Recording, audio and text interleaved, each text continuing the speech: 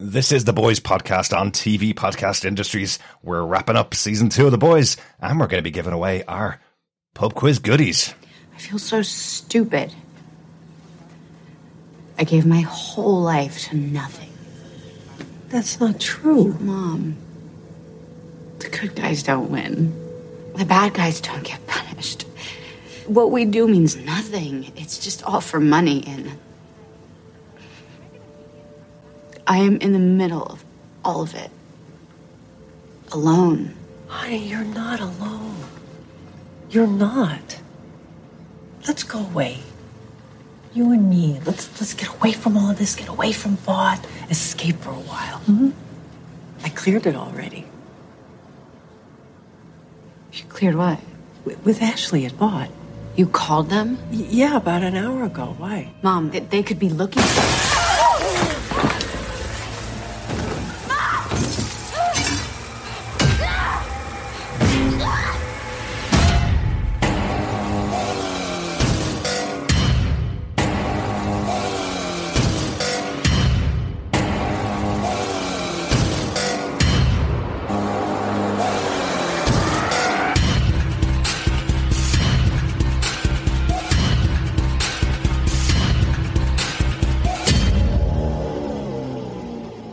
Welcome back, boys and girls, to our discussion about The Boys Season 2. We're going to be closing out our wrap-up, I suppose, for this season. Yes, I did use a sample from The Boys that I've used before, probably because I love how I was able to connect our theme tune to Starlight getting smacked into a table. I do love Starlight, of course, but I just like that bit. I'm quite happy with my editing on that one. So there you go. Use the sample again. Welcome back. I'm one of your hosts, Derek. Hello there, fellow boys and girls. I'm one of your hosts, John. And rounding out this illustrious group of boys and girls, men and women, folks of all ages, I am Chris.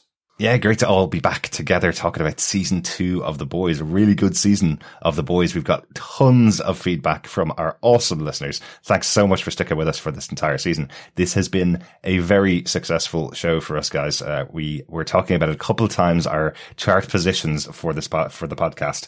I want to give you the final update on where we got to throughout our podcasting. Ooh, this is, do we get like a gold medal and the national anthem? I do wish they'd send us out some kind of award for this, because I'm very happy. We got to 25 in the charts of all time after shows. That's pretty good, isn't it? That's pretty cool. 25. We are 25. Yeah, we are a 25. Pony. Yeah. Yeah, there you go. Oh, very good job. We're top 25. Yes. So it still includes 25. Yeah, we stayed there for a whole day. Went to number 26 the next day, but that's fine. That's really impressive. We broke in. Yeah. That's kind of like a silver medal, isn't it? Yeah, really? Absolutely. Yeah. Independent podcasting for the win. Absolutely, yeah. Especially when the world and its mother has a podcast now. Literally. I've heard literally a dog has a podcast. I don't know what it's about. I'm pretty sure it's bone related, but that's besides the point. I totally want to listen to that now, Chris. Yeah, no, that sounds slightly dodgy as well. Bone related.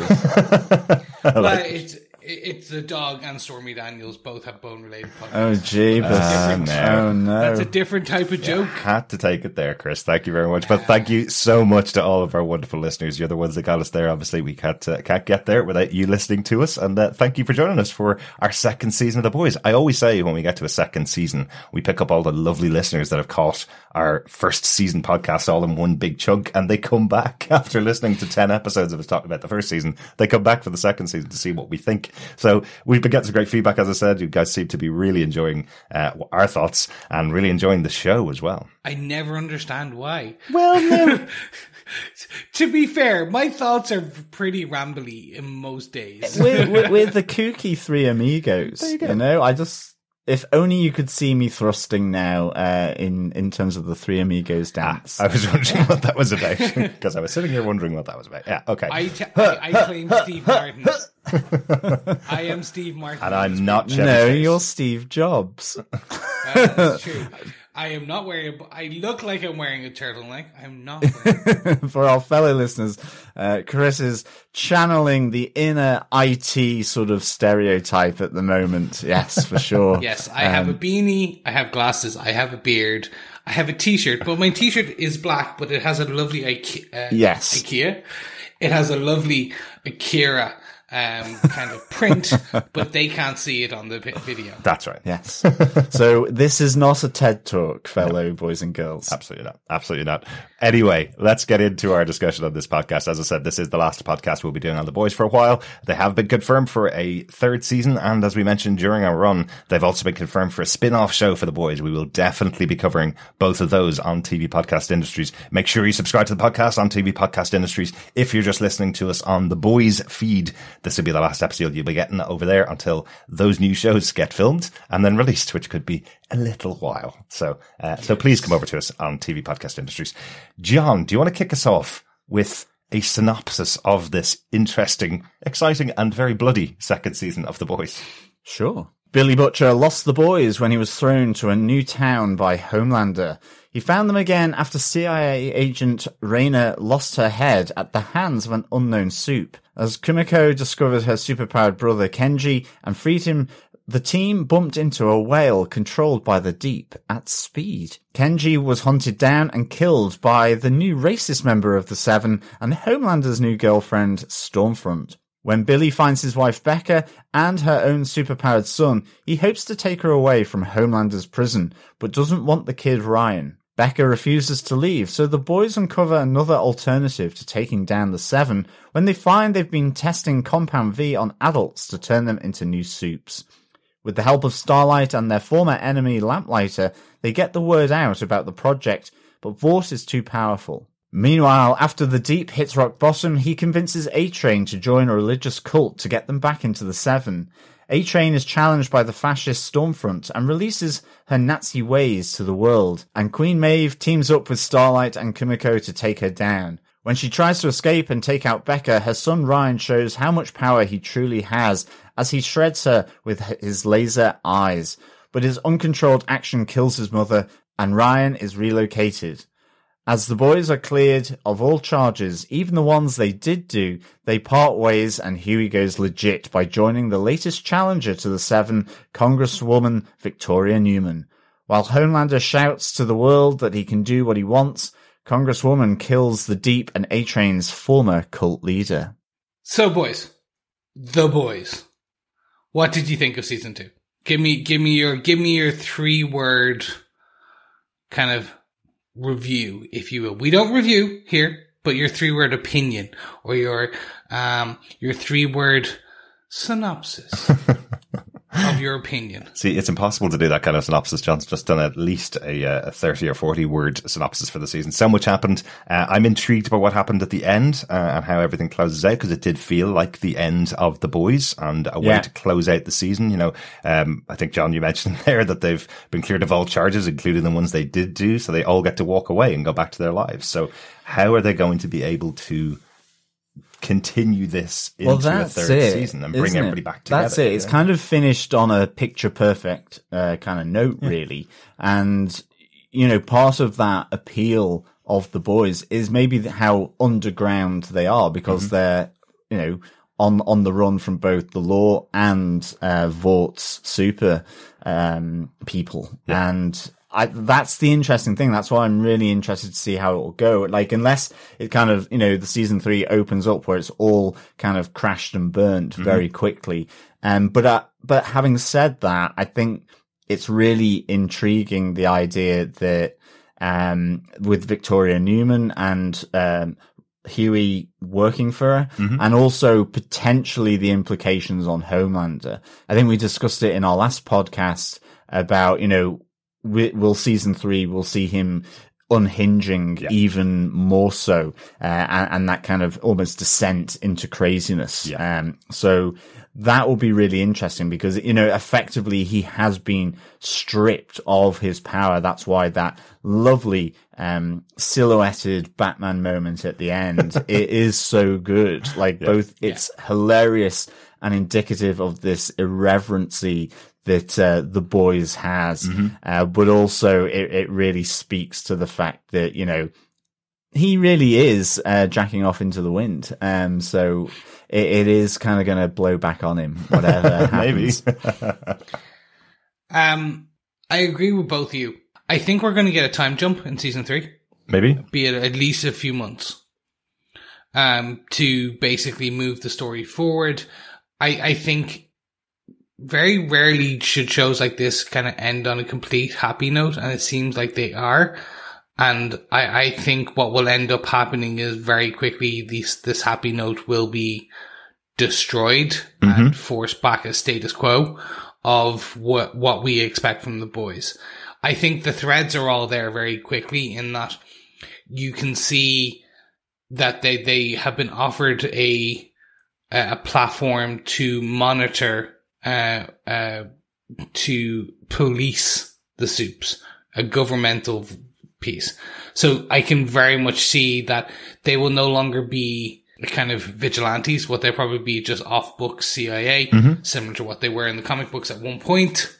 Back in, like, we already know that, like, back when they were working with Mallory, they were off books, etc. Exactly. So and it's the same in the comics. Same in the show now. It's been explained that they were an off the book CIA piece. Yeah. I'd say that's exactly what they'll go towards again. Yeah, because the offer was put on the table right at the end of that episode. We had Mallory saying that to Butcher, saying we have gotten funding. Newman's going to give us some off the books funding to support us taking the fight, continuing the fight really against Vought.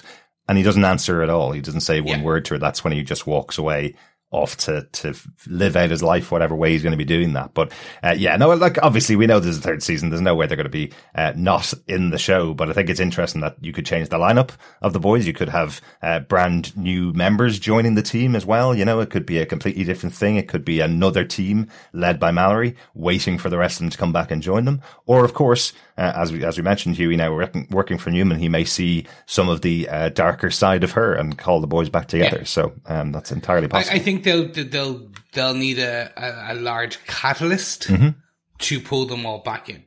So that's the thing. Yeah, and I was going to kind of ask you about this, Chris, but be very wary that there is a spoiler here. So I don't want to spoil what happens, but there is. I know we had a comic corner with Chris all the way throughout the season. We've tried not to spoil anything that could be brought into the show in future, but I'm right in saying that there is one major storyline for Homelander that this could all lead into, where he's kind of leading a fight which could draw everybody back against him. Yes. That'd be a non-spoiler way to say it. Yeah, exactly. Yeah. And I think that's the catalyst that they're setting up for. How do you say this? Non-spoilery. There's a pinnacle turning point. That creates a antagonistic civil war. Okay, yeah. Take that what would you will, be it a Marvel Civil War or an 1800 United American Civil War. Right. It creates some form of friction between the world and supers. Is it kind of like he becomes what he's been fighting against? You know, we've had the super villains that or super terrorists, however you want to describe it, Homelander. But is it he becomes what he's been fighting against to an extent, or is it simply, if it's civil war-y in nature, you know, is he Captain America or is he Tony Stark? Well, but maybe slightly more adulterated versions of that, obviously. If he was Captain America, he'd be on the right side, which he will never be. So he's probably closer to Iron Man without the suit, I would say. That is such a load of rubbish. But I think the one thing you really haven't seen from Homelander, really, in season 1, he was kind of under the control of Stillwell. He was kind of, maybe not control, but he was kind of hidden behind Stillwell. She did everything to protect him and also try and make her do what Vought wanted him to do. In the second season, he got his first girlfriend and kind of went along with her plan. But what we haven't really seen in these 2 seasons is him off the leash completely, nobody able to control him. Remember, in this ending to the season, what we also saw was he knows Stan Edgar was the one that sent the team in to take Ryan back, save Ryan and Becca from him. So he's now against Stan Edgar. Even though he's working for Vought again, he knows Stan Edgar's not on his side. He knows there's nobody else there. He's going to be off the leash in season 3, I think. I think that's the way they're going to go with this character, where he is going to do whatever he wants, as he says, in that silhouetted Batman moment at the end of season 3. So I feel like that's probably the thing that we haven't seen from Homelander, and everybody thinks we've seen a bad Homelander so far, but PR has been able to take care of that for the most part. I think the world's going to see a much worse side of him. He'll still be able to keep some supporters because he is Homelander at the end of the day, but I think he's going to not care as much for the PR side of things that he has for the first 2 seasons. So I'll end with this. There, for all our listeners who are interested, I do suggest reading the comic books. That they are now so different that they are just. It's like the Marvel Ultimate Universe and the Marvel 616 universe. They're similar characters, but the stories, the themes, the everything's different enough that you can enjoy both. I will say one thing: hero-gasm. Yes, absolutely. I do believe that is what will be, and for any of our listeners who read, you'll know where I'm going with this. I believe that will be kind of the opening arc of season 3. And that does allow for, we do know Jensen Ackles is coming in. That's right. As Soldier Boy. It starts to make sense of where they're going. So yes, I strongly suggest, if you're interested, read the comic books. They're a great read. Comicsology definitely has them all up on sale. Absolutely. And one of our wonderful boys and girls is going to be winning a copy of the first omnibus for the boys as well. The winner of our pub quiz is going to be getting a copy of the omnibus. So you'll be able to read along with the first set, I suppose, of the comics. They're really good. Yeah. So overall, happy with season 2 then? Loved it. Yeah.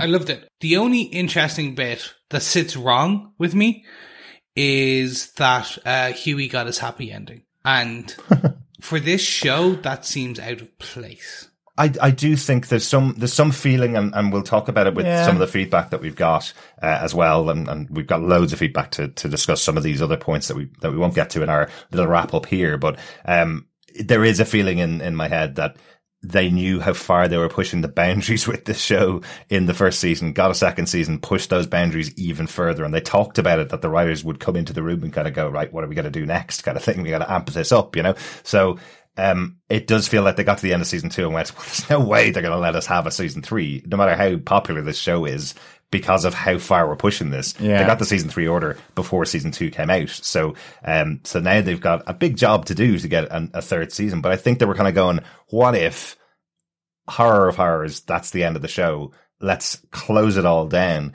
And remember, yes, Huey is back with Annie, and that is a happy ending. He's also working for the secret evil Supe that he doesn't know about. So it's not that happy an ending. He thinks he's going legit, and he's sitting in the room with someone that can explode heads with a blink of her eyes, basically. Plus, in fairness, Huey has gone through a lot. So to me, this is him just simply catching a break rather than a happy ending, given that we're going to get season 3. So I think it will all suddenly descend into the slurry pile for him pretty quickly after. So, yeah. It will. It feels... If this had been the very end of the show, I think it would be like, because the whole thing is that... So you don't like universe... happy endings, Chris? No, I think that whole universe is bleak. I'm happy he got it. Yeah. I just think they should be very like. So you're loving 2020 then? I'm like, they're star-crossed lovers in like 2020. It should be Romeo and Juliet. None of them should get a happy ending. Who die at the end from COVID? Yeah, as they cough up a lung.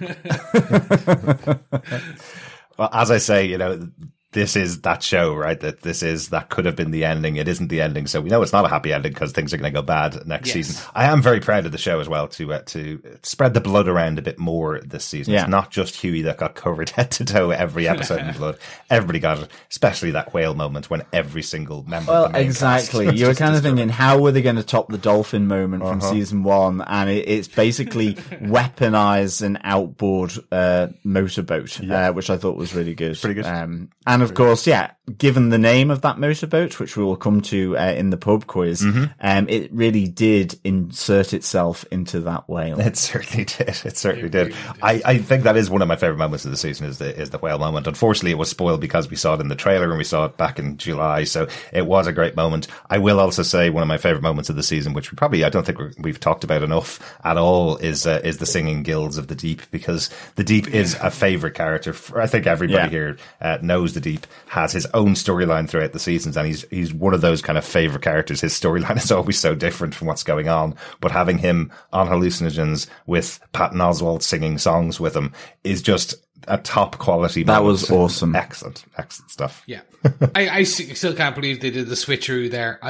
We were all positive when they announced the casting of Patton Oswalt. He was going to be playing a character called the Legend. We were all like, yeah, it's going to happen. And nope. Yeah. And this casting was so much better. Yeah, he just had a legendary moment in the show, really. Yeah, exactly. Excellent stuff. Anything else that we want to talk about before we get into our pub quiz and our feedback from our awesome listeners? No, I want to hear what our listeners say. Yeah. So let's get to the pub quiz, get a drink, get a few pints. Wait for all this to blow over. I like it, Chris. I like it. We're going to do the first 4 questions, then we'll go into some feedback, and then we'll do the last 4 and give out our goodie pack at the end of the episode. That's a good plan, guys? Look at you mixing it up. Yeah, absolutely. Sure, that's fine. Yeah. Why not? Rather than just reading out questions and answers. Yeah, exactly. Yeah, excellent. John, let's take a trip over to the pub and get our first answer from our first episode of The Boys Season 2. Yeah, hopefully lockdown has you inebriated after multiple gins, whiskies, beers, wines, and cocktails. And welcome back to the Boys Pub Quiz, fellow quizzers and boys and girls. So here we are. First 4 questions. Question 1. We asked, what cocktail is the Deep drinking as he watches Translucent's funeral from Sandusky, Ohio? It is the Lava Flow. That's right. I think 6 of them, I believe, and I can't say I've ever had a lava flow, so I don't know how good or evil they are. Yeah, we got to be honest. A fair few of our listeners have pointed out that he had 6 there and was ordering his 7th. So a nice extra bit of detail from our awesome listeners for the pub quiz. I like that. Yes. Our question 2 was, what family restaurant is Billy Butcher dropped off at? It was Tony Cicero's chain restaurant. Chain restaurant. He kind of suddenly then sees himself being wanted on the news in the exactly. Dropped off by Homelander. At speed. Exactly. Question 3, channels the Captain Pugwash, if you are familiar with that, and his characters. What is the name of the boat that the boys are on? It is, and it's not mine personally, but My Big Wet Dream. Yes. Channeling Captain Pugwash, as I say, with Master Bates and Seaman Staines aboard the old Jolly Roger, or in this case, My Big Wet Dream. Neither of which existed. Total urban myth. Urban legend, yeah. Damn, that is a shame. That is a big shame. That is such subversive writing. I thought it was perfect. And now you've just crashed and burnt my boat into a big hunking whale. Oh well, much never mind. Like Carl Urban did. Yes, exactly. Last one. This is the one that kind of threw a few people off because we asked for all 3. Well, it threw us off, in fairness, because we didn't quite catch the correct 3rd and final bar that I'll get to. But the question 4 was, according to Huey, what are the 3 worst candy bars in the history of candy? Yes, Willy Wonka would cry. It is Almond Joy, Charleston Chew, and Bit O' Honey. Wow. Never had any of them, so I can't vouch for their awfulness. No. But certainly I hadn't got Bit O' Honey right. I called it Bet O' Honey or something like that, which makes no sense, actually. I think that might have been from the subtitles, though. It could have been. I think a few of our fellow quizzers were saying that Charleston Chew actually wasn't that bad.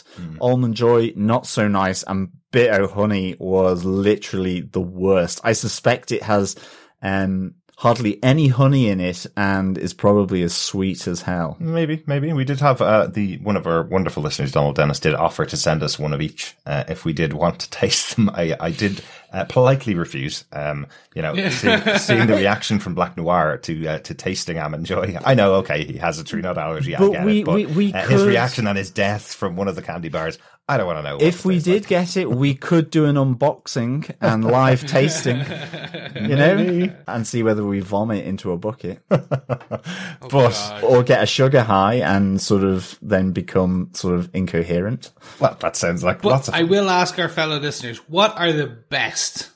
I want to see what the best are.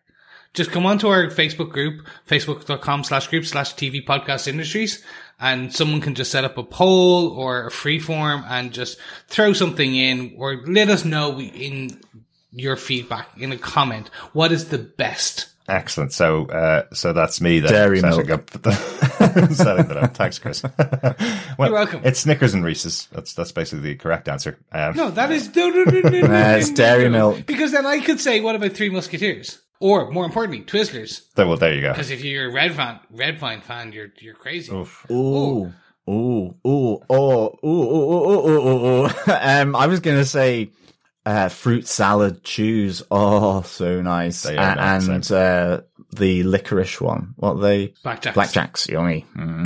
Interesting. That's a very UK for our UK listeners. Yeah. Because they're only UK and Ireland, really. And if we go ye oldie, I want a quarter of sweets from the sweet shop like used to do in childhood, it would be lemon bonbons or pear drops. See, we're going to have to just put the restriction there. Definitely candy bars is what we're going okay. for. Yes, Okay. candy Damn bars. it. So after the first 4 questions, we've been, I've been correcting the answers here. So we are down to 6 of our entrants. Oh. Let's give them a quick shout out because very kind of everybody to join us for the pub quiz. I know people really enjoy entering the pub quiz, so thanks so much for everybody that sent in their entrants. These are our top 6. Yeah, that are left in the game. Mm-hmm. Yeah, it is Steve Brown, Sarah Stapleton, Matthew Murdoch, Bob Phillips, Dave Horrocks, and Will Walton. Mm-hmm. Yeah. Excellent. So 6 remaining, and we will find out who is the overall champion. Will we have an out and right winner, or will we have to do our PwC sponsored names in a hat if we've got multiple people on top spot? Every time I have to tell you, this is not PwC rated. Nobody's monitoring, just Chris on the other side. It's like the our scat call. Oscars. It comes in a sealed envelope by armed It's going to carrier. be like the Oscars, and I'm going to give you the wrong envelope.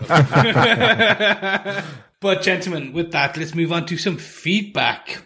So, of course, all of our feedback can come through over on facebook.com/groups/TV Podcast Industries, or you can email us at any point to feedback@tvpodcastindustries.com. Or if you would like to put your vocal talent to the test, you can also go on over to tvpodcastindustries.com and leave us a voicemail. Mm-hmm. Or you can send us an audio recording, and we'll put that on as well. Absolutely. You can send that audio recording to feedback@tvpodcastindustries.com. Exactly. First piece of feedback comes in from Salima Kisler after watching the final episode of The Boys Season 2. He says, Newman. Which I love. Just one word. Makes a lot of sense. Thank you very much for that. Andy Gaston says, Cindy's superhero name must be the Red Herring.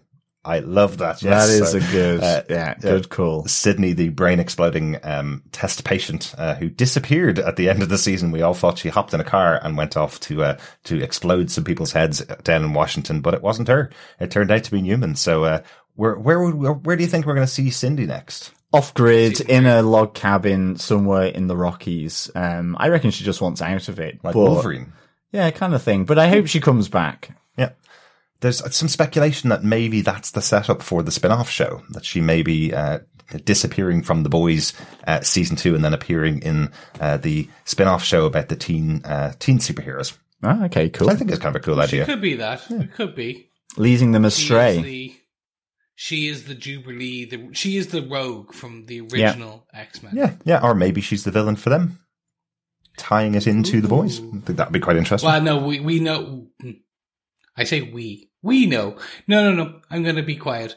Again, if you have read the comic books, you will know about the teenage kicks and the G-Men and the college-like teenage superhero world of that comic book world. You'll know where I'm going with this. Excellent. Thanks so much for that, Andy, and thanks again, Salim. John, do you want to take the next piece of feedback? Yeah, Donald Dennis wrote in and said, I wasn't at all stressed when Kumiko's neck was broken because her healing factor was a known thing. That said, I was fretful about the potential for decapitation because Stormfront would do such a thing, and that might be tougher to regenerate from. Yes, possibly.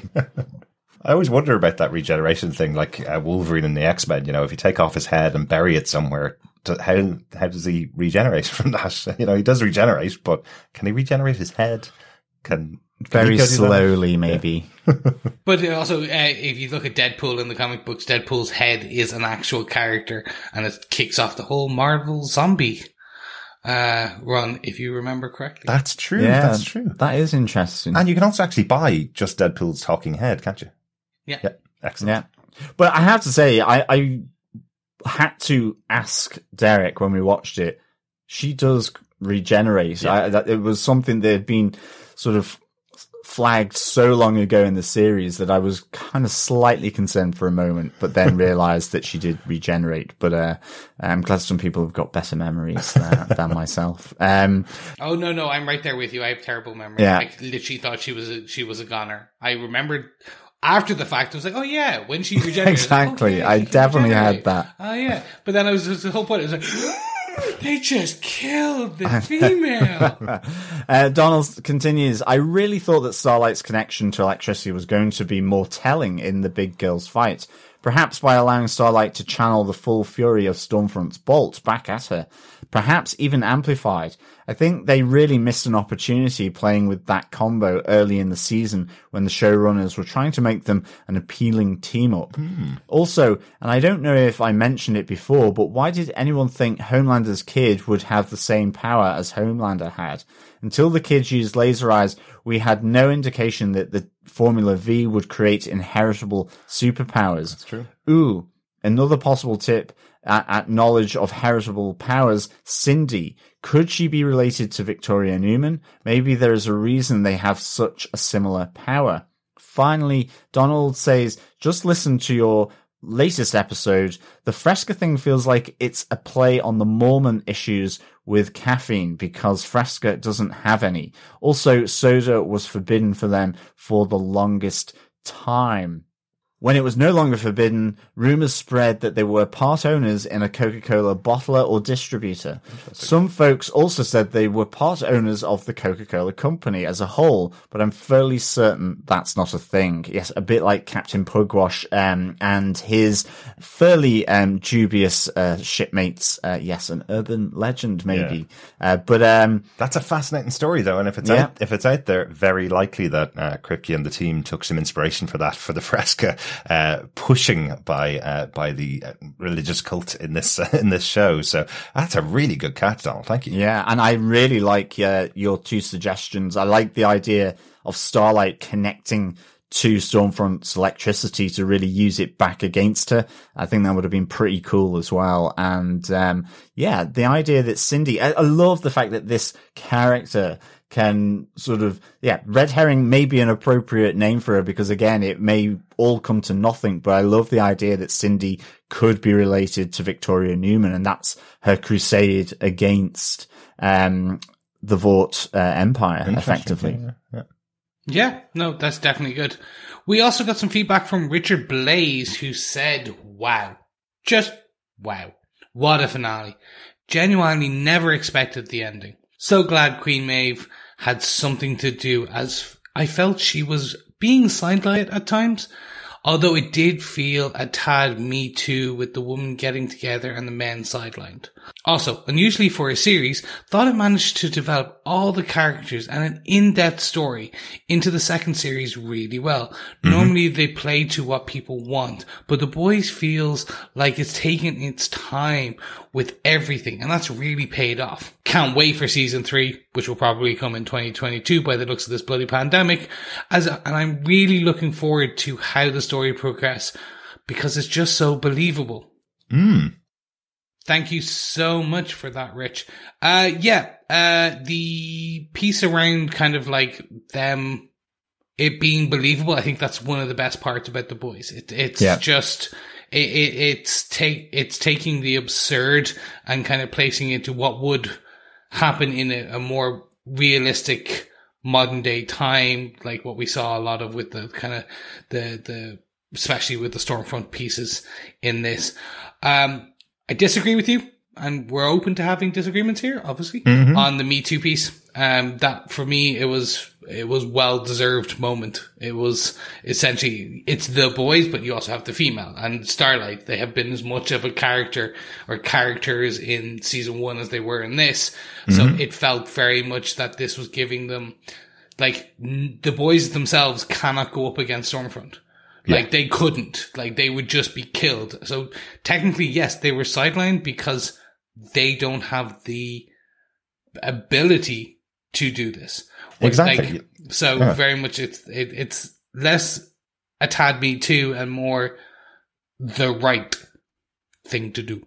Exactly. Okay, you had taking Becca away on the drive, and then you had Frenchie and Huey, and Frenchie makes the stupid mistake of shouting really loudly, "I've got the weapons over there. That's the only thing that can save us." And as I mentioned last episode, you probably don't want to say that when you're in hearing range of Stormfront, because she just blew up the car that had all the weapons in it. So once the weapons are taken away, they have no superpowers. So there's no way that's true. Yeah, absolutely. I mean, I really like Richard's point that I'm glad Queen Maeve was involved here. It felt like, she did have some storyline through this with Eleanor, and all of that sort of, issue with Homelander. But I'm glad I'm glad the writers stepped her up to the plate to work with Starlight and, with Kumiko here at the end. And also where she stands up to Homelander. I think it's really good because I want to see more of Queen Maeve because, she has been sidelined in the sense that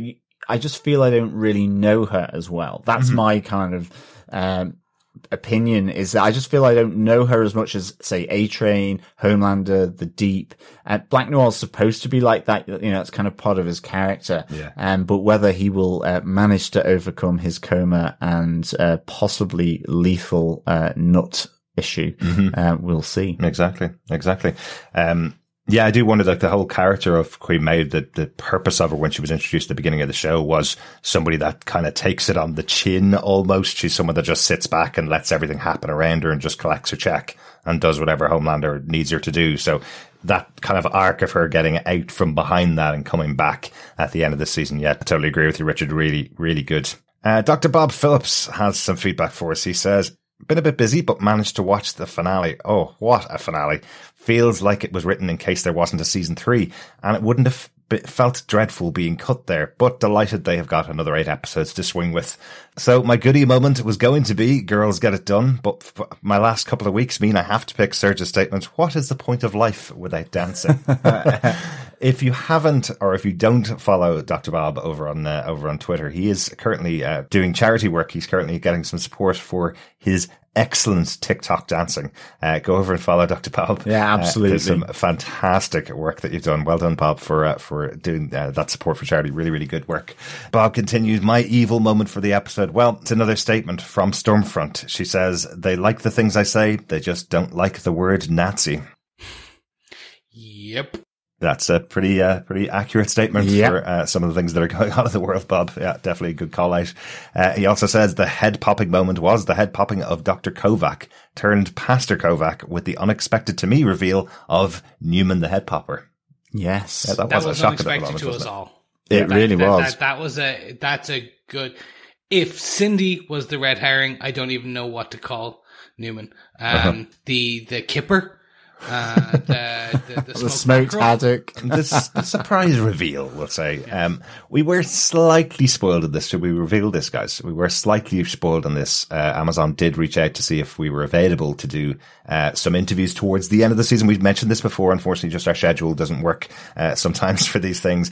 And they asked, did we want to interview the actress playing Newman? And in the press release for the request, it said, seeing how she plays out in the finale, you'll probably want to interview her as soon after you've seen the finale as possible. And all 3 of us went, oh, she's going to have a much bigger part than we think she has. So that was a slight spoiler. We knew there was going to be something big happening at the end of the episode, but we didn't put 2 and 2 together. We didn't expect, because she was in that room in the courtroom as heads were blowing around her, and acting so surprised by what was going on. We didn't expect that it was her that was doing the exploding. So yeah, good one. That, speaking of, though, that is one thing they'll have to explain a bit more, because they'll need to explain her power a bit in season 3. Because she was running scared and popping heads at the same time. She was acting and then popping heads. But in the case where we saw her at the end, she was like glossy eyed. She had like cloudy, foggy eyed when she was popping Pastor's head.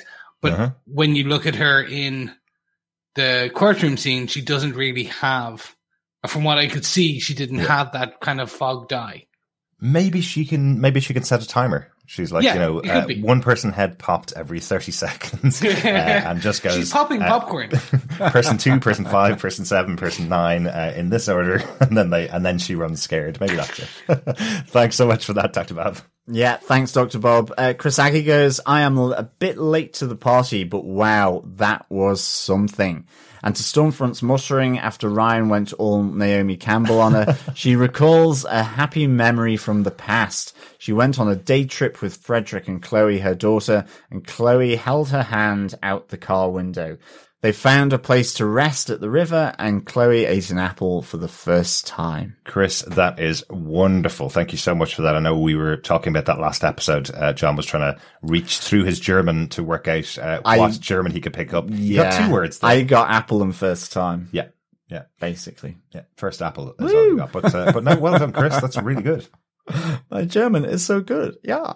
But it makes a lot of sense for Stormfront to have that memory. The whole story of the season is how long she's lived, how many people she's lost, including her daughter being, an old lady by the time she died. So this idea that as she dies, she reflects on her past on a happy day for us makes sense. Yeah. But she hasn't died. That's right. Yeah. There is a call out actually. Good one, Chris. Yeah, there's a call out that Homelander says that she has been put somewhere away, so maybe in another prison to regenerate. Yeah, she's a quadruple amputee, but doesn't mean she will stay a quadruple amputee. Or she could just go all standard superhero and get bionic arms and legs put on her. You say standard superhero, Chris, but absolutely, she looked like Anakin Skywalker at the end of really Revenge did. of the Sith. So I'm expecting her to come out as Stormfront Vader. Yes, Storm Vader. Storm Vader. Yeah, or Darth Front. Yeah, that doesn't work as well. Darth Front's definitely not. We also have some feedback from Alan Thomas, who says, overall, I loved both seasons. It's one of my favorite shows, but I'm a little concerned about the AFOC reveal. I think where you're making a pun on the AOC. Yes. Alexandria Ocasio-Cortez, AOC.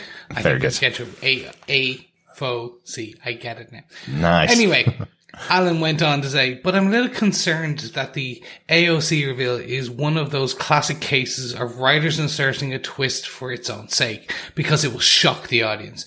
In fact, Ennis said something along those lines on the Watch podcast that they wanted to cook something up the viewers will never see coming. I don't necessarily think this is always or even usually the best approach to storytelling. And in fact, I would argue the 2 best shows of all time, The Americans and Breaking Bad, were guilty of doing this once each, where the twist just didn't seem organic to the story and sprang from a motive of pulling the rug out from under viewers, rather than the comprehensible character motivations. Still, as I say, I'm in love with the shows otherwise, and in particular, I can't think of any other show that is channeling now with political memes, thoughts and prayers, rallies, etc. Thank you so much, Alan.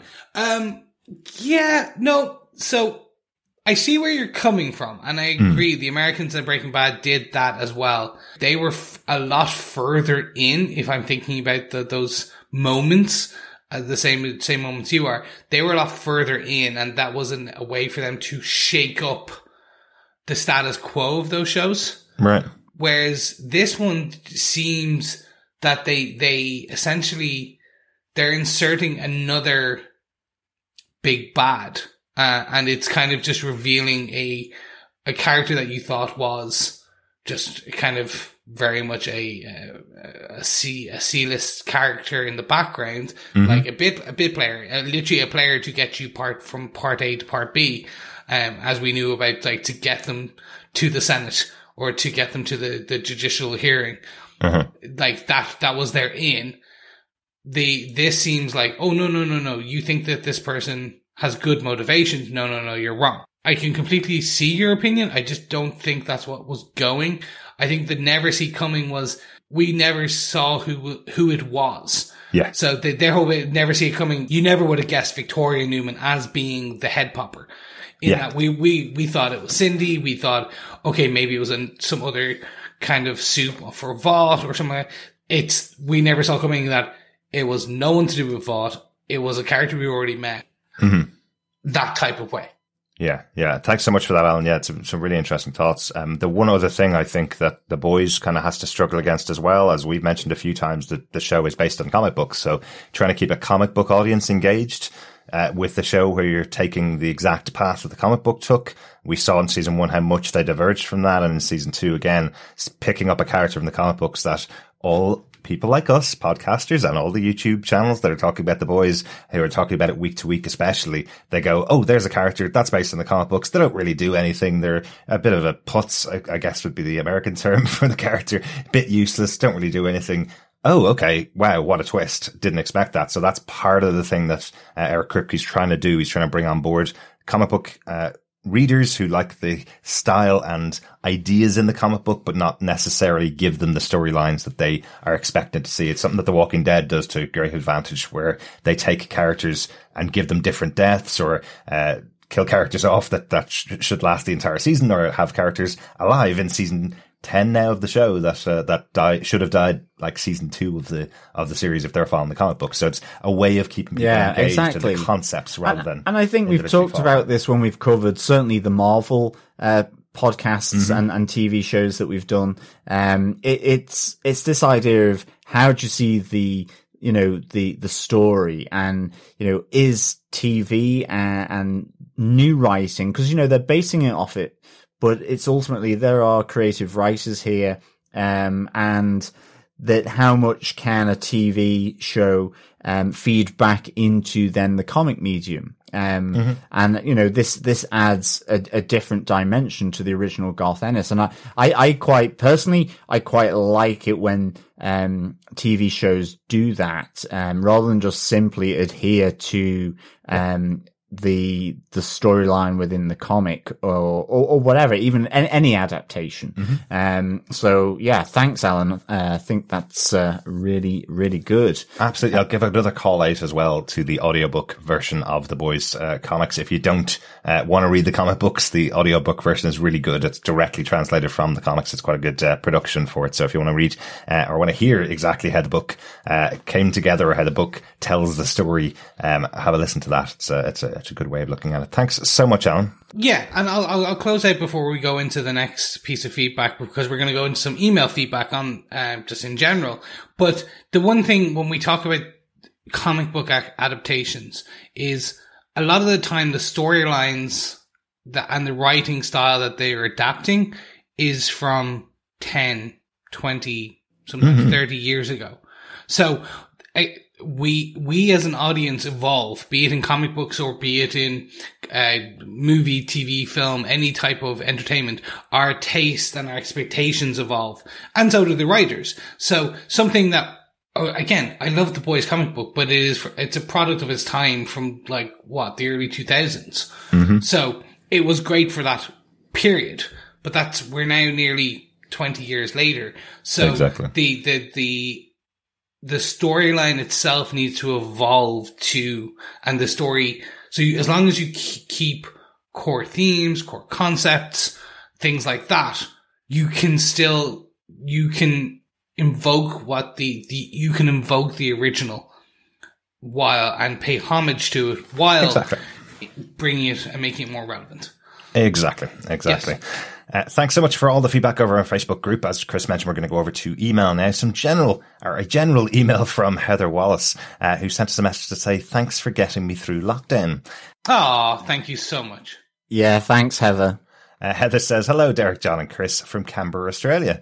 I found your Umbrella Academy podcast when season 2 was released and loved your thoughts and insights. Since I agreed with your opinions on that show, it was a hop, skip and a jump for me to watch season 1 and 2 of The Boys, a show I'd stayed away from last year. But I decided if you liked it, I would too. And I did. I dived deep pun intended, into that series and your podcast reviews.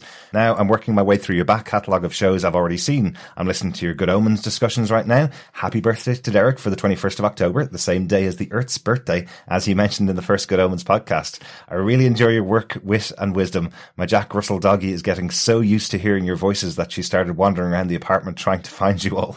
I hope you're all well during your own lockdowns. You really helped me get through the last few weeks, and I look forward to hearing more. Cheerio from Heather. That's lovely. Thanks so much, Heather. Yeah, thanks so much, Heather, and say hello to your little Jack Russell doggy as well. Hi. We're over here. And just because this is the last time everyone will hear our voice for a while, because we're wrapping up on The Boys, I'm going to give you my last impression. I've been doing so many different accents throughout our shows. We've done German, we've done French. Oh, no. Why not go down under? Cool, blimey! Oh, have another shrimp up, Bobby. No. Wow, that's closer to Mary Poppins.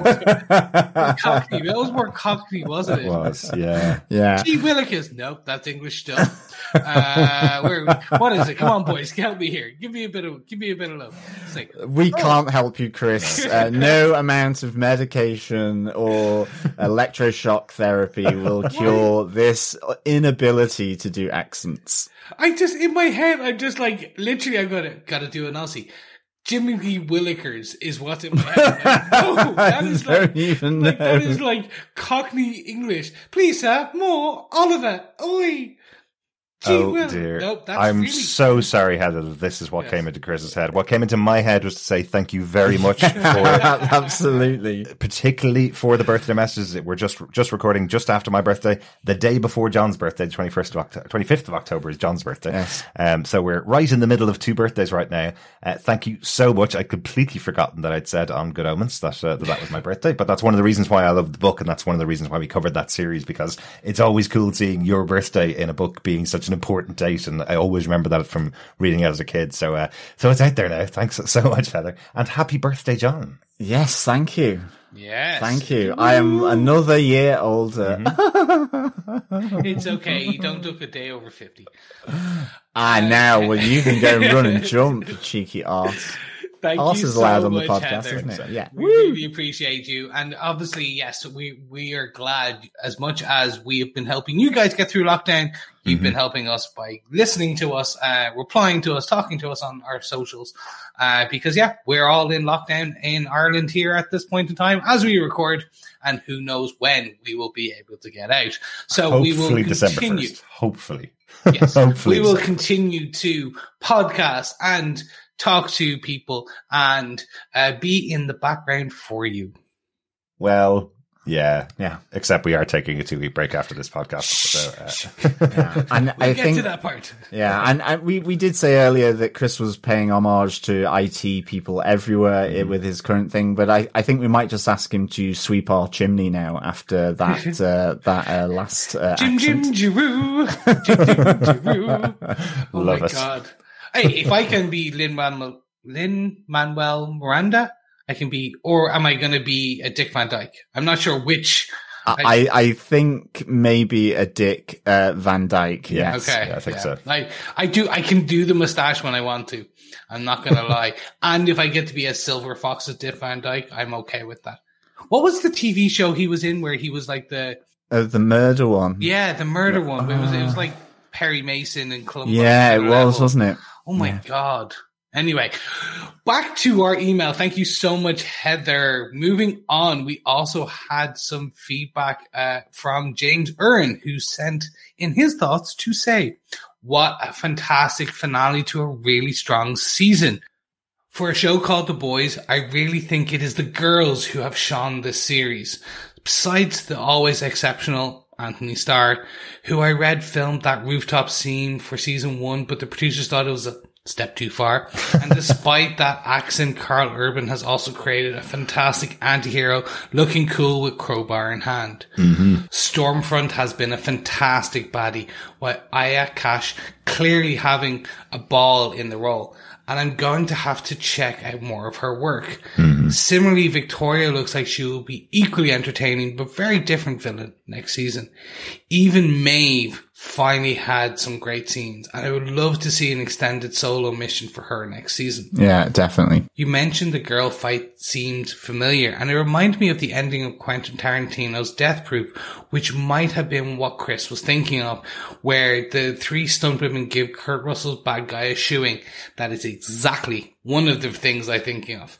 That is very true when you think about it. When I look back and go, oh yeah. And that was the one with Rose McGowan had the machine gun leg as well, I think.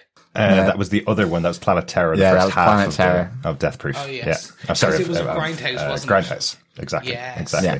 Do you know, I was editing Grindhouse. I was editing our finale podcast, and I remember the discussion, Chris, when you were saying that effectively all the heroes had been beaten and they all come back together and beat the villain at the end. And when I was editing the podcast and listening back, I was going, does Chris mean Avengers Endgame? Is he talking about that massive movie, the biggest movie of all time, where all of the heroes are beaten, and the second time they go and face the guy, they all team up together and beat him? Could he have forgotten Avengers Endgame?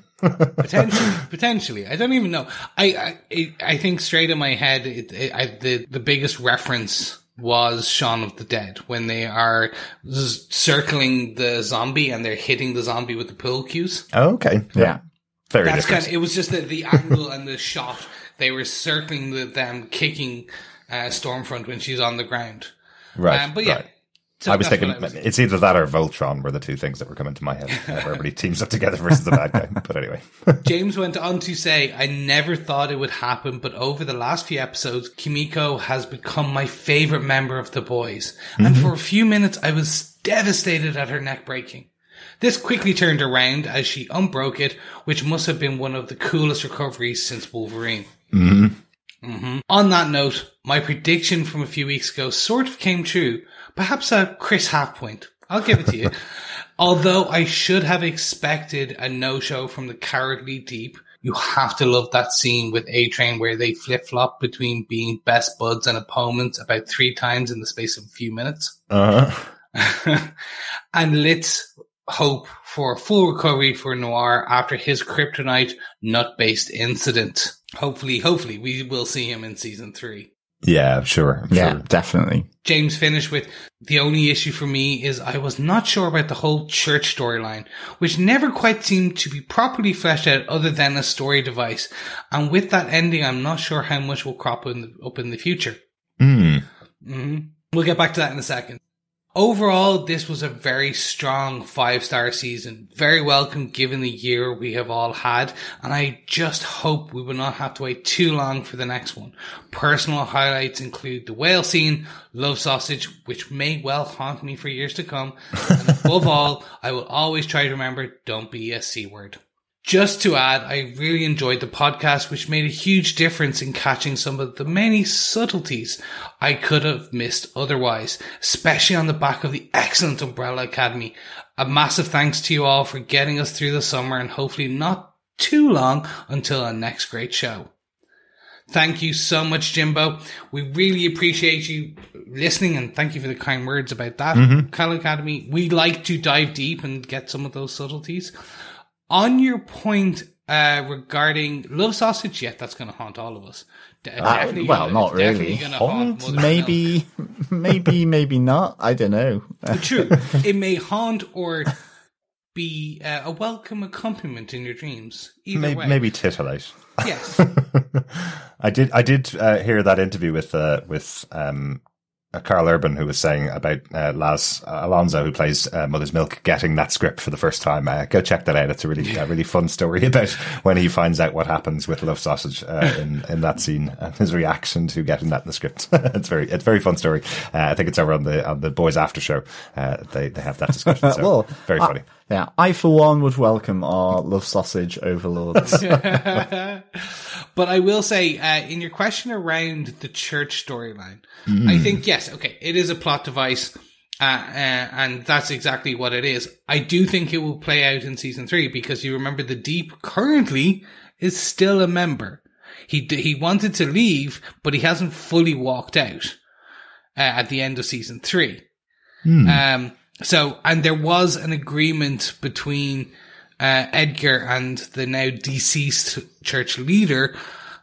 So I think it will continue on. It will not be a massive point But we'll see. I think it will somewhat continue because also they need to figure out who killed him. Yeah, I'd certainly like to work out the reason why Newman specifically went and killed him. Yeah, that would be interesting just to see that storyline as to why definitely. She particularly targeted him at that moment. A-Train has now gone back. There was certainly the argument between the Deep saying, you know, you've stolen all my funds, you've got access to all my bank accounts, you have everything. And then the twist is that they're going to excommunicate him from the church, just like they did with Eagle the Archer earlier on in the season. They're about to excommunicate the Deep, but that discussion is between the two of them just before the leader of the church, Adana, loses his head from Newman. So there's a possibility that the Deep may stay. Nobody's heard the conversation, but it sounded like he was just about to be excommunicated as well. So yeah, we'll see. I do wonder. There's definitely some options they could play with there with the church then. Yeah, thanks Jimbo as well for that. I really like Homelander. I think you're right, Anthony Starr. Absolutely phenomenal. And I love the fact that how the boundaries have pushed. That's something that wasn't necessarily considered appropriate for season 1. Made it so glamorously into the end of season 2 Certainly. as well. And a bit like yourself, yeah, Aya Cash, I don't think I've really seen much of her stuff at all. So certainly someone who I definitely keep an eye out as well. So thanks so much for that, Jimbo. Yeah, just on Aya Cash, she was in a great show called You're the Worst, which is over now, but I absolutely loved it. You'll know she was one of the main characters, and it was also with the character, with the actor Chris Gere, who was also in Modern Family, Detective Pikachu. You'll know him when you see him. He's been in a lot of kind of big shows. But it's really good. Will they, won't they? Will they, won't they? They will, they won't. They hate each other. They don't hate each other. They're terrible people. It's just really good. Aya Cash really plays the terrible person really well. But when you see her interviewed, she's such a nice person. It's just crazy to see. Yeah. Yeah, absolutely. Excellent. Thanks so much, Jimbo. And thanks, Chris, for that. Yeah, thanks, Jimbo. Sarah Stapleton says, season 2 was excellent. I like how they made Lamplighter sympathetic, even though he did something truly horrible. Mm-hmm. And Dave Horrocks also says, brilliant coverage of the boys again. Totally agree about Queen Maeve turning up being reminiscent of Wonder Woman in Batman vs. Superman. I actually thought the women team up was done far better and much less forced than the scene in Avengers Endgame. Absolutely top quality series again. Yeah, thanks so much, Dave and Sarah. Yeah, I think Lamplighter was that was a great kind of little cameo within the series, for Lamplighter, and just how it fed into Frenchie's storyline as well. Absolutely. And with Mallory, I thought was just really, really good. And you got that feeling he was trapped, didn't you, really, within the Vought system. It's not to say he wasn't pretty horrific and horrible, because, yeah, he did kill kids, but I suppose there was an element there that he was trying to at least atone in some way, but he wasn't able to do, and so that's why he helped the boys. This was his moment where he could do something to try and at least make up for that horrible thing from his past. But he just couldn't do that being in the Vought system. And he did accidentally kill kids. Remember, he didn't go out to kill them. He went That's true as well. Yeah. So he did intend to go out and kill their grandmother, who just wasn't in the bed that time. So he killed the kids. Yeah. And I agree with you, Dave. I think the women team up here at the end was done really, really nicely. For sure. It was done really, really well. But, I will just say that the one that's in Avengers Endgame, remember, all of the women that were in that scene were all from multiple movies, multiple franchises doing their cameos. And they decided to get them together for the scene. Much different than having your three main actors from a TV show coming together for a scene in the TV show. So they're all on set at the same time doing that. So I thought I loved the scene in Avengers Endgame because it was just another great moment within all of those great fighting moments. So I really enjoyed seeing it in that scene. But thanks again, as always, for your feedback, Dave. Really good to hear from you. Our final piece of feedback for the episode and for the season comes from Steve Brown over on voicemail. Well, that was a really good final episode. Hey guys, it's Steve.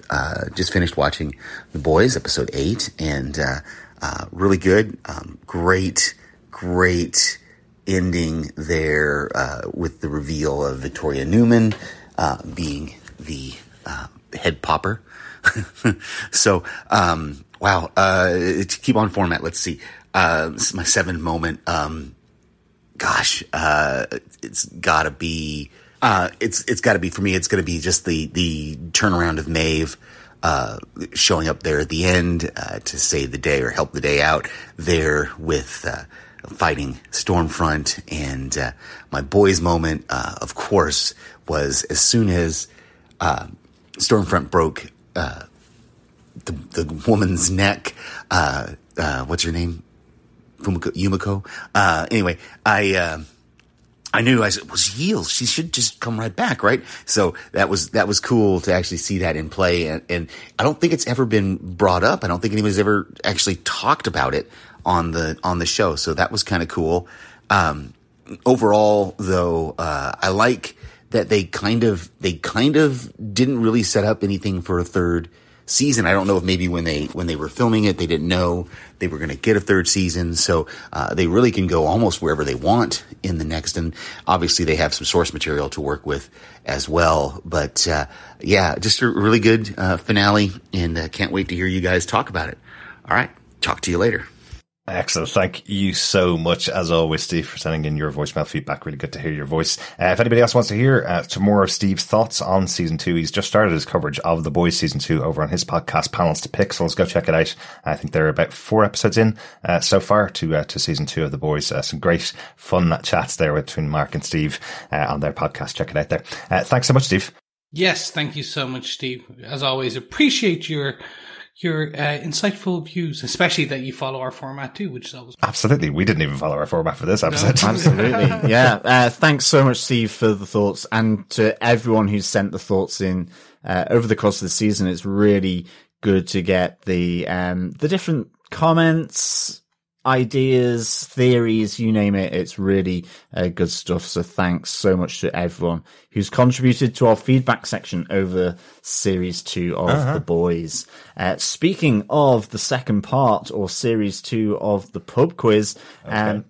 Trying to do a segue. Right. Then it's on to question 5 of the Boys Pub Quiz, fellow quizzers and boys and girls. Yeah, question 5. Peppa Pig it ain't, but what animal is Tara's special, fluffy, cuddly toy? It is, of course, pig. Yes, a piggy. For a porking, shall we say? For putting in your own beep there, John, to censor your own discussions now. That's very impressive. That was quite good, wasn't it? Yeah, a pig for porking. That's what we'll say. On to question 6. Yes, we move from meat to lovely dessert. What shampoo does lovable Huey use? It is L'Oreal for Kids. And in particular, strawberry smoothie. Don't drink it, kids. Remember, it's chemicals. But for sure, it is, yes, cute little Huey using cute little kiddie products for the hair, and Starlight loved breathing it in, that strawberry smoothie. I have to say, it's definitely one of my favorite scenes in the series, just having Butcher and Starlight kind of coming together over their love of Huey and how nice he is as a human being. I just think it's a nice thing to bring the two of them together as characters. Just enjoyed the scene. Yeah. Question 7 was, what cell is Starlight being held in Vought Tower? It was 42D. Yes. Dr. Bob did point out that if you were a 42D, you would need a lot of support. I was thinking. I think I was about that probably halfway through the first lockdown. After baking and more baking, it was literally the Great Irish Bake Off in our house. From bread to cakes. Yes. Moments on the lips, an eternity on the hips, as they say, for sure. Yes, I think now my arse is a 42D, still. But anyway, moving on to question 8 after my body shape What should you remember and do in the event of a supervillain attack at school? Whether this will help or not is questionable, but you should always follow the law.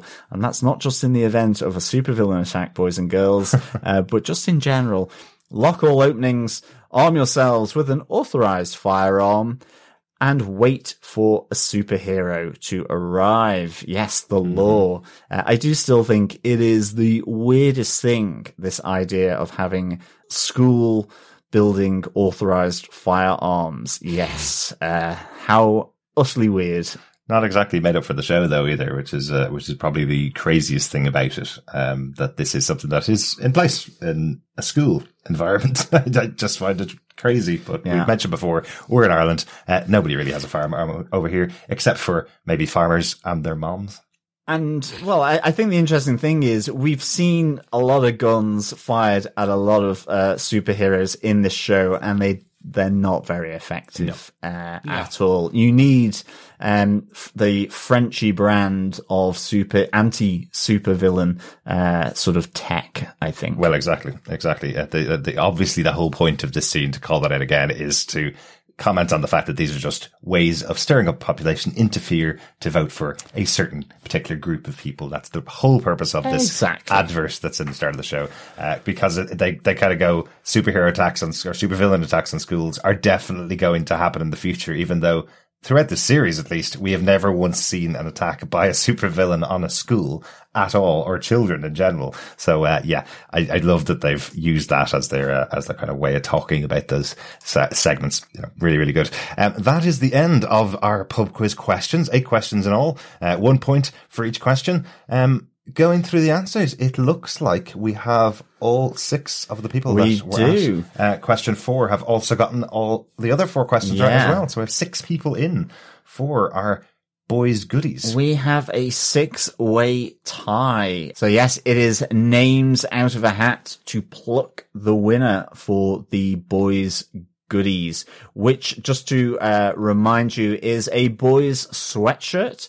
There is the Omnibus Volume 1 of The Boys, as well as a boys-inspired drinking receptacle. I had to say that because they didn't have any mugs or pint glasses specifically available from The Boys. There are some out there. There's some available on the various places. I've seen one that I really like, but I didn't know whether it was going to be available. When we choose the winner, we will be in contact with them. We'll get your details for the size for the sweatshirt, and we'll order them and get them delivered directly to your home as well. So we haven't ordered them yet, but they are available. So yes, we need more comic book drinking merch for sure. Mm-hmm. Even superheroes need a drink from time to time. Like there's the 7 and the boys. Like, seriously, just branding a shot glass after each one of the members of each of the sides. Awesome. Then it gives you 14 shot glasses, doesn't it? Or 12 shot glasses. Yeah, you could drink the 7. Yeah. Yummy. So, John, stick your hand into me hat and pick out a winner. We've got our Doctor Strange hat, as we usually use for our competitions. John is picking out the winner, and Chris is going to verify that it's being picked out. Yes, it is. It is being. His hand is going in. It is deep in there. It is rummaging it around. Oh, he's right up to the elbow now. Yes, wow. This is a deep hat. This is a deep hat. It's like he's going into a whale. He's pulling it out like a bloody Huey, and the winner for the Boys Pub Quiz Season 2 is Sarah Stapleton. Well done, Sarah. Congratulations. Yeah, big congratulations, Sarah. Well done. We'll be in contact with you to get your details and get those boys' goodies out to you as soon as we possibly can. Thanks to everybody for entering our Boys Pub Quiz. We really enjoy setting them. I know John particularly loves setting our pub quiz questions and answers for the season, so it's great to have everybody joining. Yes, and certainly for the boys, you can really have some good fun with the questions and answers. I think, as sort of demonstrated by running through the questions, there's so much rudeness to come from a good boys pub quiz question. Yes, but gentlemen, from one pub quiz to the next, I think it's about time we wrap up, because when I'm talking about our next pub quiz, I think it's time we tell our fellow listeners, our boys and girls, the industrialists, the fellow defenders, anyone who is joining us, what we're covering next. Yes, a little gap after we finish up our discussions about The Boys. We have also just finished up our discussions about Lovecraft Country, which I can just say by our numbers, about a third of people who've watched The Boys have watched, well, let's say the number of people, because I don't know that many people who've watched The Boys who've watched Lovecraft Country, but I want to highly recommend that series. Even if you watched the first episode and thought, maybe the show isn't for me, watch the whole series, because I think it wraps up really well. It's a really, really good show. John and myself absolutely love covering it. So if you haven't jumped into Lovecraft Country, check it out. Listen to the podcast. That'll keep you going for the next couple of weeks. Exactly. And it is the season of Halloween, death, and there is some great, spine-tingling horror, both real and imagined in Lovecraft Country. Definitely worth a look if you're interested in that, for sure. Absolutely.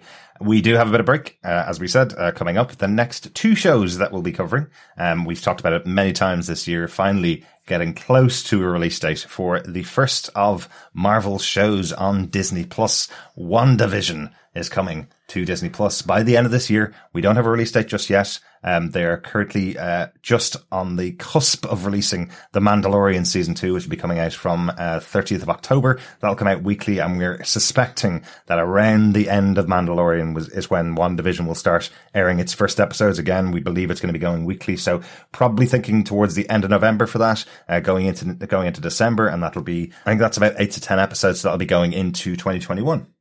Yeah, our fellow defenders will be very pleased for the return of Marvel, I am sure.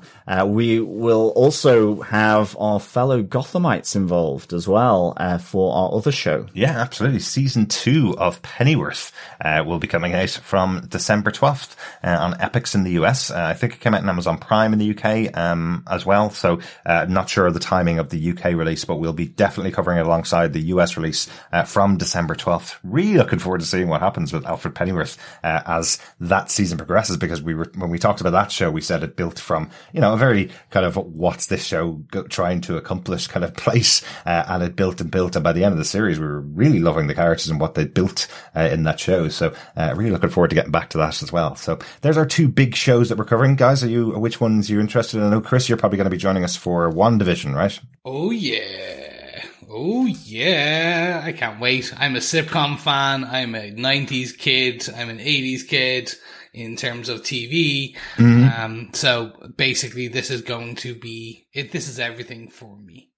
Yeah. Yes. Really looking forward to WandaVision. It certainly, given it has the tie-in, or at least it did do, but the tie-in to the Doctor Strange sequel in the Marvel movie universe. Multiverse of Madness, John. The Multiverse of Madness. So I'm really pleased to see WandaVision for sure. Yeah. And I just really liked the Pleasantville vibe from that trailer that we saw. So I cannot wait to see that.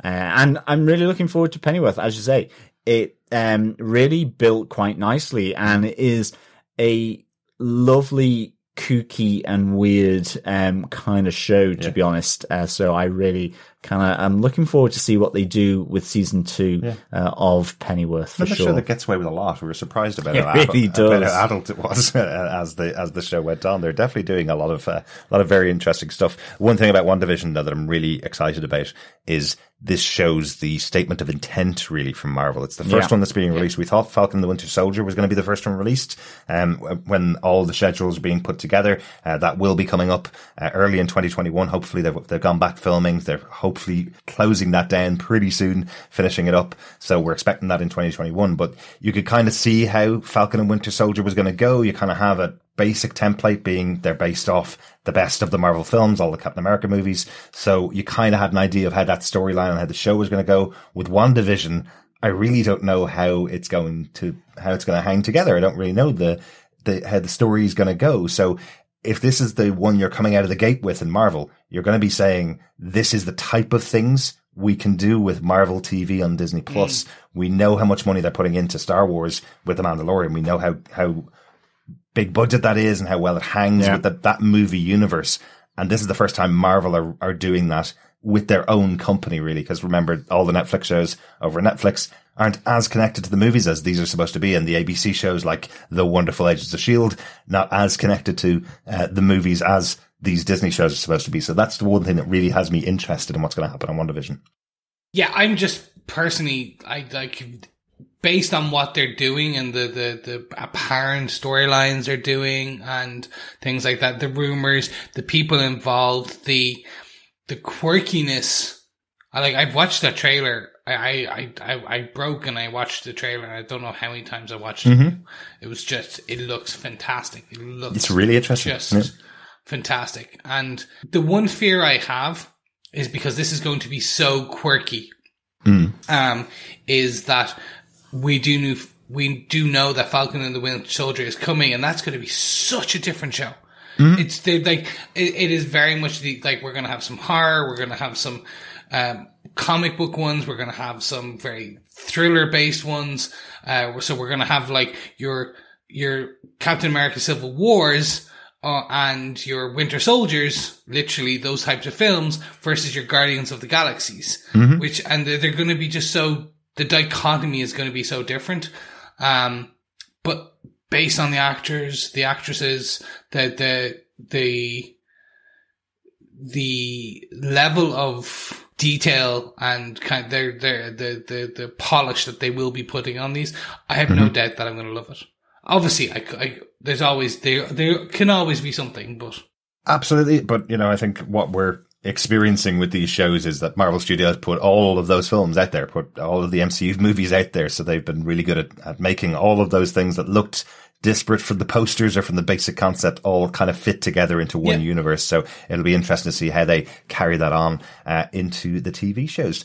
Excellent stuff. Those are our two big TV shows, and they are big TV shows, both of them, even though one may have quite a few less viewers than the other in Pennyworth Season 2, but it is certainly a good show. Check it out if you want to see Season 1. It's now available on Blu-ray and DVD, and we have every episode of that covered under our Gotham TV podcast banner or on tvpodcastindustries.com. But guys, before we close out, since we're not going to be hearing anything new for the next couple of weeks anyway, as we take a little bit of a break after all the podcasting we've been doing, anything you guys have been watching that you'd like to recommend to our wonderful boys and girls that they might be interested in watching? For the spooky season that is in it, I will just highly recommend The Haunting series, 2 seasons on Netflix, The Haunting of Hill House and The Haunting of Bly Manor. Yes. I watched The Haunting of Hill House last year. Absolutely adored it. Fantastic. Yeah. Once you watch it once, then go back and watch it a second time because you miss a lot of the things, or the background. And then the current one, which is The Haunting of Bly Manor, is an adaptation of Turn the Screw. Yeah. And it's fantastic. It's absolutely fantastic. With there's a fantastic UK actor, Rahul Kohli, from iZombie, that some of you will remember. He's a huge nerd, like all of us, loves Star Wars, loves, unfortunately does like, football and supports Liverpool, but we can't hold all against people. Now, Chris. I jest this at my co-host on purpose. But yeah, no, The Haunting of Bly Manor, is my current Halloween type thing. Very quickly, I'm also going to say, I'm currently reading a lot more at the moment because we are in lockdown, and I'm doing, the Mark Miller run, based on a lot of because Miller World, his properties have been picked up by Netflix. They're all different stages of production and things like that in Netflix. And so I've done Prodigy, which is being made into a feature film, which is fantastic.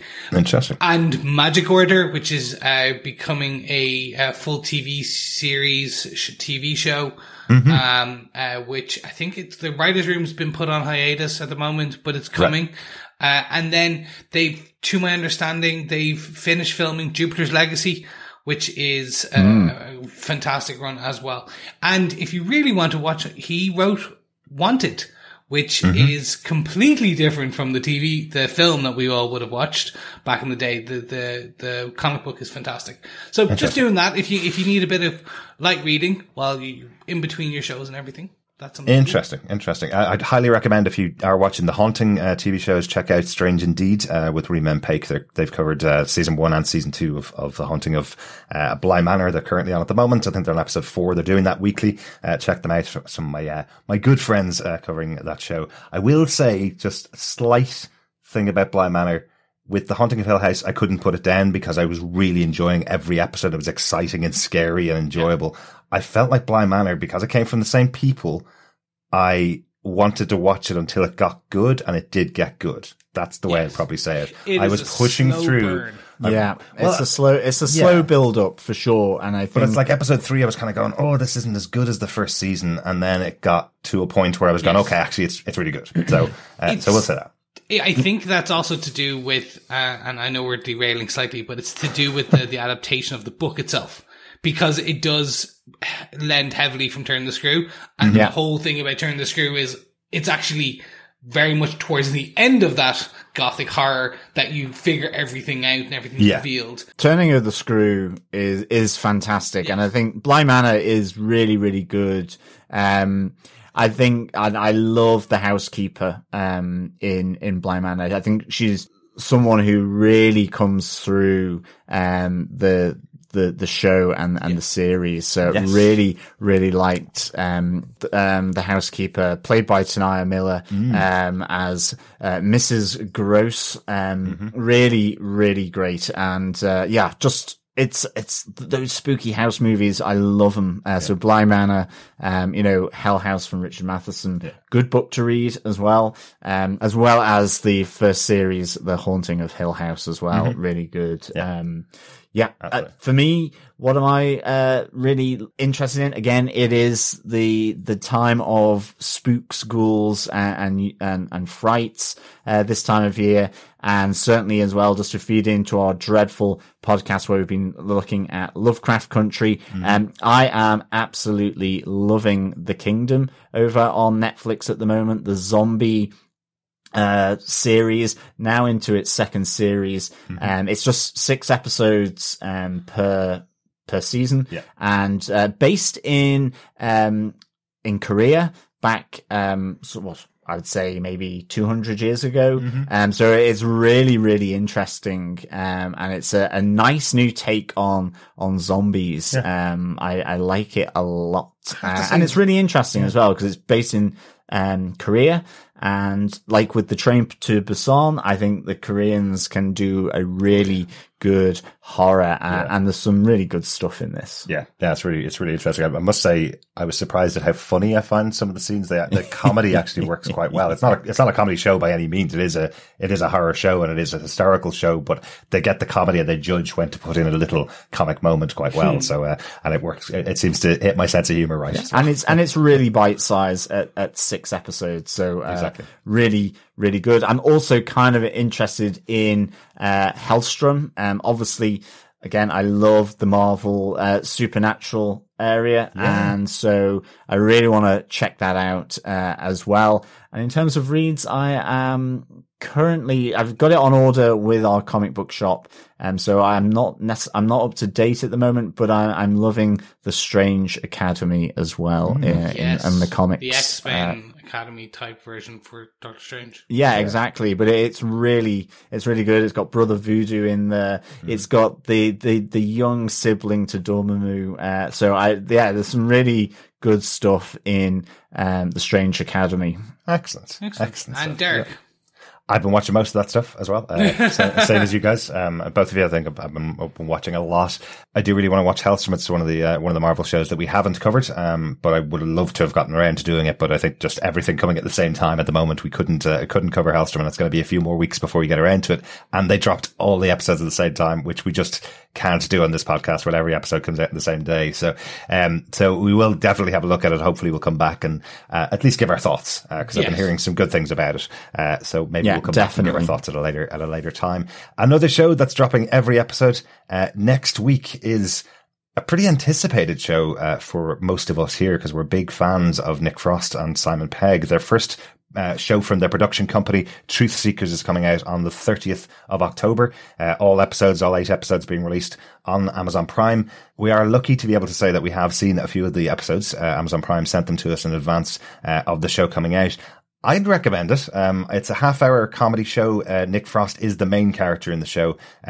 There are some scenes that Simon Pegg comes in on, but he's not really the star of this show. It's not a buddy cop show like they've had, or a side-by-side buddy show. Simon Pegg comes in for some parts of the show, but he's not a central character. No, I wouldn't say. So this is much more Nick Frost's show. I love Nick Frost. I like most things that he's been in. I think he does a really good job, of what he's doing. This show is about, ghost hunters, or he is a ghost hunter. It does have its feet in that kind of central thing that they've always worked together on. It's making sure you get the scares right as well as getting the comedy right, and the balance is pretty good for the show from what we've seen so far. Yeah, we've watched the first 3 episodes, and if you like Pegg and Frost, I think you will like it. It's 30-minute episodes. Yeah. I think a bit like with Bly Manor, certainly I think the first episode, it seems to be building now. We haven't watched the full series yet, but it certainly seems to build as you move through the episodes. And there are some really good fright moments. There are some really good just comedy moments, as you would expect. So yes, another show for you to delve into and to sort of just enjoy in the snug of your home as it starts to get darker, darker, and darker. I know. As we can't go out on Halloween this year, this may definitely be a time to binge a show that we haven't seen. I think 8 episodes of a comedy ghost story from Nick Frost is a good choice, right? Yes, always. That is it for our coverage of The Boys Season 2. I know it didn't sound like it from the last 15 minutes. Discussions of the other stuff we've been watching. We did love watching The Boys. We did love watching Lovecraft Country as well. We hope you go over and check that one out if you're looking for something else to watch. Please join us over on TV Podcast Industries later on this year as we discuss WandaVision and Pennyworth. And as always, if you have any thoughts about any of the shows that we've covered or the podcast itself, email us to feedback@TV Podcast Industries. I'll still be monitoring the inbox. I'm sure I'll come back to you. Or if you want to join us over at our Facebook group, you can join us at facebook.com/groups/TV Podcast Industries. Thanks so much for joining us. We'll talk to you again soon. Yes, thank you so much. We'll speak to you in a couple of weeks, and stay safe. Yeah, thanks so much, fellow boys and girls. As always, a pleasure discussing The Boys with you. And just remember, keep watching, keep listening, and keep being a warrior. Bye. That's the alternate version of Don't Be a...